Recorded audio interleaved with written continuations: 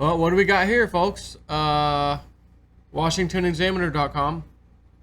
The DOJ Inspector General found Carter Page FISA extensions were illegally obtained, says Joe DiGenova, or Joe DiGenova, says the Justice Department Inspector General has determined the 3 Foreign Intelligence FISA Surveillance Act warrant extensions against one-time Trump campaign aide Carter Page were illegally obtained.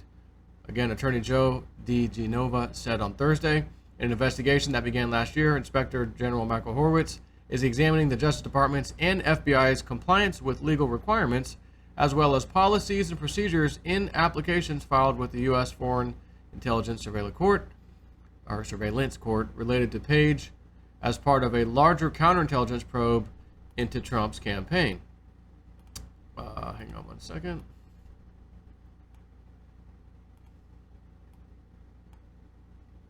Here we go. The Inspector General inquiry is expected to be completed in either late May or June, and DiGenova, a former U.S. attorney for the District of Columbia, said Democrats on Capitol Hill are working overtime to investigate and discredit President Trump. Quote, they are doing that as a diversionary tactic away from the inevitable conclusions of the DOJ Inspector General, Michael Horowitz, who, by the way, we have learned has concluded that the final 3 FISA extensions were illegally obtained. The only question now is whether or not the first FISA was illegally obtained. He pointed to memos obtained by the conservative group Citizens United through open records litigation that suggest the FBI might have misled the Foreign Surveillance Court, or Foreign Intelligence Surveillance Court, in the first warrant application about an unverified dossier. Horowitz, apparently as a result of those disclosures which he was unaware of, the Bureau hid those memos from Horowitz. As a result of that, they're doing additional work on the first FISA. It may be that all 4 FISAs will have been obtained illegally. Where's the outrage on the left? The Democrats, the liberals, any of them. Again, it doesn't matter if you like somebody's speech. You respect the First Amendment right of everybody. We can agree to disagree. I can hate what you say, but at the end of the day, I'm glad you got that right to say what you want, because that also gives me the right to say what I want. Same with the Second Amendment, Fourth Amendment, Fifth Amendment, all 10 amendments are the most important out of all the amendments in the Constitution, whatever. The point is, you don't have to like something, but you can respect that we all get to use it fairly and freely. So if that's the case, why isn't the mainstream media circus, like they did for 2 years with Donald Trump, collusion, Russian collusion, obstruction. What do you mean obstruction? He told Mueller he could have fired him. No, go ahead. You need some extra manpower? Here you go. Yeah, go ahead, go for it. Yeah, here you go.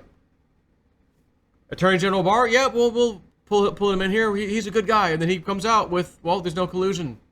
I'm not going to do anything about it. No collusion. Oh, Democrats. Oh, no. Oh, we're going to hold him in contempt for not showing up now. They haven't even read the 98 whatever point something percent unredacted report that they were given. They haven't even read it. Oh, no, we want the whole thing. 98 point something percent? I ain't good enough? All right. Would you at least start with it to see if the concerns you have are in there? Freely visible to you? Or is it just something to cry about? Where's the mainstream media who should now start parading for as long as this takes to say, whoa, illegally obtained warrant on Trump? And then 3 additional FISA extensions? Remember, every 90 days or whatever it is, they have to extend it.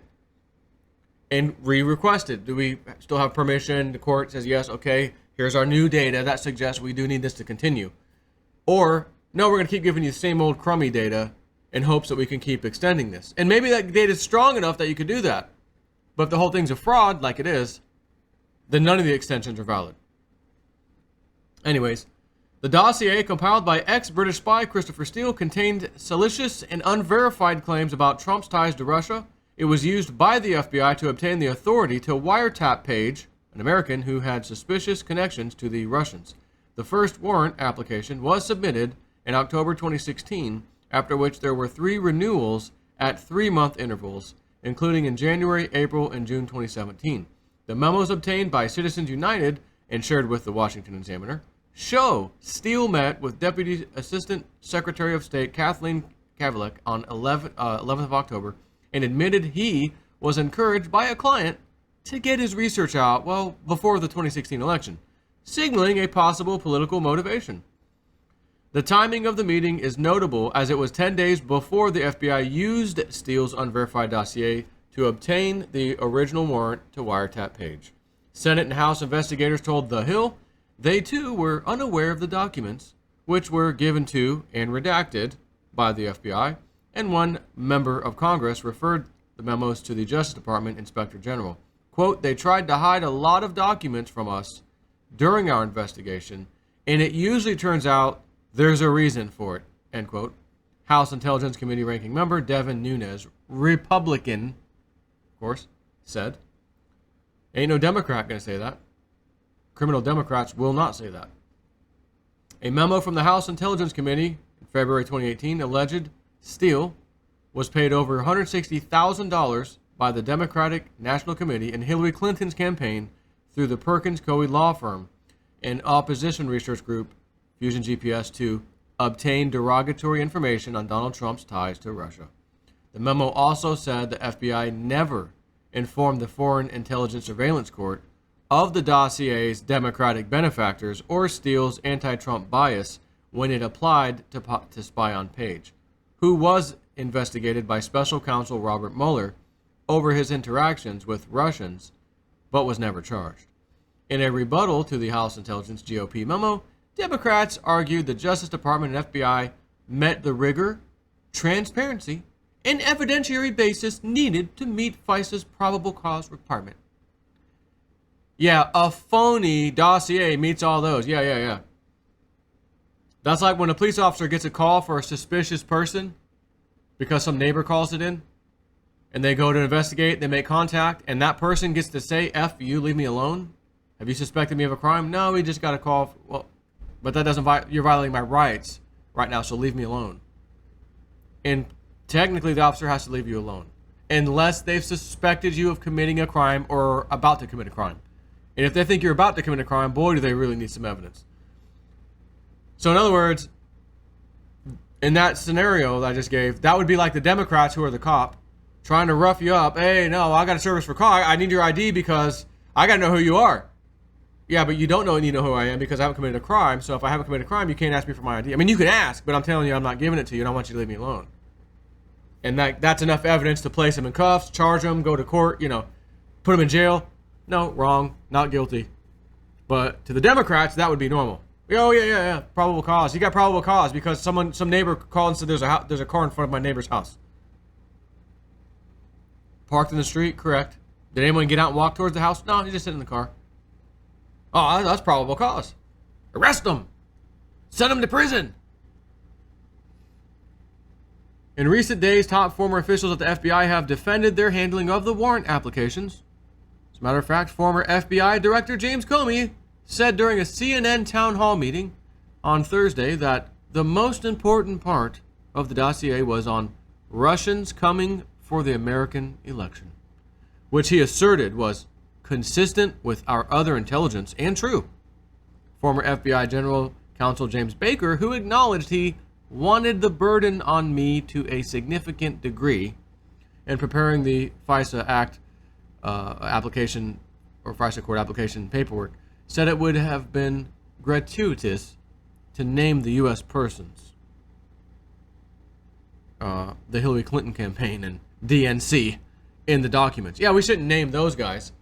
You have the opposite party running for election doing this and providing this to you, but we're going to leave that out of the application. That's not important. Just like financing 9/11. The 9/11 committee, we didn't even look at that. We don't need to know. Finance 9/11. That's nonsense. There's no need to include that information in this report. Yeah, I think it is important to follow the money. That's usually where it starts. No, not in this case. 9/11, nah. Nope, don't worry about it. Both Comey and Baker said they are confident the Bureau did nothing wrong in obtaining the warrants, although Baker admitted the Inspector General makes him, quote-unquote, nervous. DeGenova appeared on Fox Business with his wife and legal partner Victoria Townsend. She accused FBI Director Christopher Wray of hiding Comey's sins. DeGenova served as an independent counsel in the 1990s for a case on former President Bill Clinton's passport before he was elected. Last year, it was announced DeGenova and Townsend were joining Trump's legal team for the federal Russian investigation, but that plan was nixed within days. He had been highly critical of Mueller's Russia investigation, claiming that Trump had been framed by the Justice Department and FBI. And I think I'm here to tell you, I strongly agree with that assessment. That's a Big 10-4. It's time to go on the offensive, says Q. Time to go on the offensive. QAnon, any updates? Any updates? I'm thinking. Oh, updates. Only 2. Now, the last one was May 2nd. You are witnessing the systematic destruction of the Old Guard, May 2019. Kickoff, start, offense. Enjoy the show. 2 more posts after that. May 12th, that's tonight. Boom week ahead, all capital letters. Treason doesn't pay well in the end, Q. Whoa. Next thing, eyes on. Eyes on what? Representative Doug Collins' Twitter. So he's just posting to Representative Doug Collins' Twitter page, not a specific tweet like he typically does. And he did post something on May 9th. Judiciary Democrats this week, quote, how can we impeach without getting the documents? So we must get this document.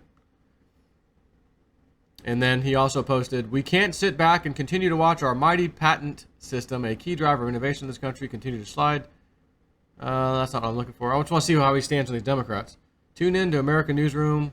I'll be joining Bill Hemmer and Julie Banderas to discuss the Democrats' move yesterday to hold AG Barr in contempt. During today's business meeting, Nadler claimed the subpoena is simply the beginning of a dialogue. But so far, the Justice Department has been at the negotiating table by itself. And then looking forward to joining Sean Hannity tonight to discuss Judiciary Democrats' decision to hold the AG in contempt. That was May 8th. So as you can see, he seems to be on the right side. This guy, Representative Doug Collins. Working for Georgia's 9th Congressional District, pastor, attorney, military chaplain, ranking member of Judiciary GOP. I want to love you, GOP Grand Old Party. I need some indictments. Indict them, pretty young thing. That's what we really need. Anyways, on to the next one. Take care.